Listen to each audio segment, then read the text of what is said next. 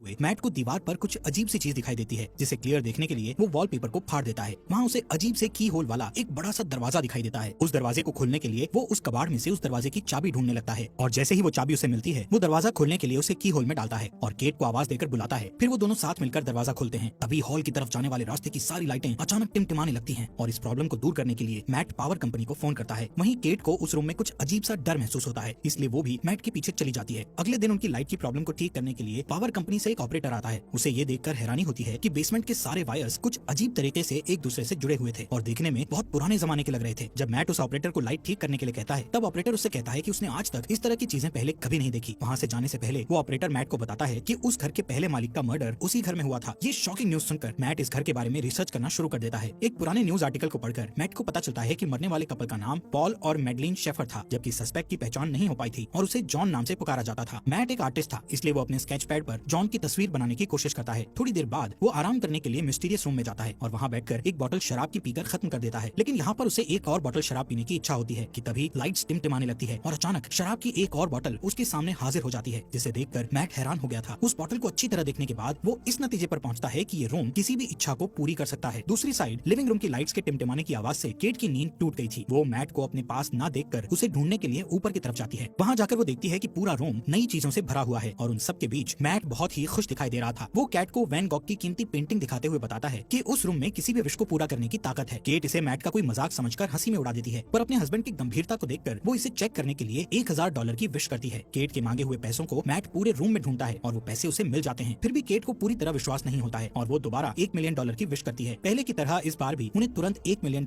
मिल जाते हैं और वो रातों रात मिलियनर बन जाते हैं। ये सब देखकर केट बहुत डर जाती है और उस रूम से बाहर निकल जाती है। मैट उसके पास जाकर उसे समझाता है कि वो लोग इस चीज का फायदा उठा सकते हैं और एक शानदार जिंदगी जी सकते हैं। फिर भी वो दोनों सारा दिन उस रूम में अपनी मनपसंद चीजों की विश करते हुए बिताते हैं। उनकी एक विश पर रूम में मनपसंद कपड़ों, शैंपेन, कीमती चीजों और पैसों का ढेर लग जाता है। मैट और केट की खुशियों का ठिकाना नहीं रहता, क्योंकि दुनिया की हर बेशकीमती चीजें उनके पास होती हैं। रात होने पर केट मैट से पूछती है कि आखिर ये रूम उनकी सारी विशेष इतनी आसानी से कैसे पूरी कर देता है, लेकिन मैट उसे कहता है कि उसे इन सब बातों की चिंता नहीं करनी चाहिए। इस तरह अगले कुछ दिनों तक उनकी जिंदगी बड़ी शान और शौकत से गुजरती है। हर बार जब भी उनकी कोई विश होती तो लाइट टिमटिमाती और उनकी सारी इच्छाएं बेसमेंट में बने उस रूम में तुरंत पूरी हो जाती। वो दोनों रातों रात मिले इस खजाने का जश्न मनाते, पार्टी करते और नाचते गाते हुए मस्ती में दिन गुजार रहे थे। लेकिन उनकी ये चमक धमक वाली जिंदगी ज्यादा दिनों तक उन्हें खुशी नहीं दे सकी और धीरे धीरे केट को अपने अंदर की कमी खलने लगती है, जो कि इन सारी चीजों से पूरी नहीं हो सकती थी। मैट को उसकी फिक्र होती है और वो उसे बच्चे का एक बेड गिफ्ट करता है, जो इस बात का इशारा था कि उन्हें बच्चे के लिए कोशिश करनी चाहिए। लेकिन केट ये देखकर खुश होने की बजाय अपसेट होकर घर से बाहर निकल जाती है, क्योंकि पहले ही उसके 2 मिसकैरेज हो चुके थे। थोड़ी देर बाद केट वापस लौटती है और उस विशिंग रूम में जाकर एक बच्चे की विश करती है। जब मैट को ये बात पता चलती है तो वो केट पर नाराज होकर कहता है कि बिना उसकी सलाह लिए उसे बच्चे की विश नहीं मांगनी चाहिए थी। इस बात पर दोनों में काफी बहस होती है। केट कहती है कि उसने ये शॉर्टकट इसलिए अपनाया ताकि मिसकैरेज या लेबर पेन की तकलीफ न झेलनी पड़े। वो कहती है कि वो दोनों इस बच्चे के साथ बहुत खुश रहेंगे, पर मैट इस बात से अग्री नहीं होता और उस बच्चे को रूम में ले जाकर उसके गायब होने की विश करने को कहता है। वो दोनों उस रूम में जाते हैं, पर केट बच्चे को गायब करने की विश नहीं कर पाती और रोते हुए बच्चा मैट के हवाले कर देती है। पर गोद में बच्चे को लेकर मैट भी इमोशनल हो जाता है और वो भी उसे गायब करने की विश नहीं कर पाता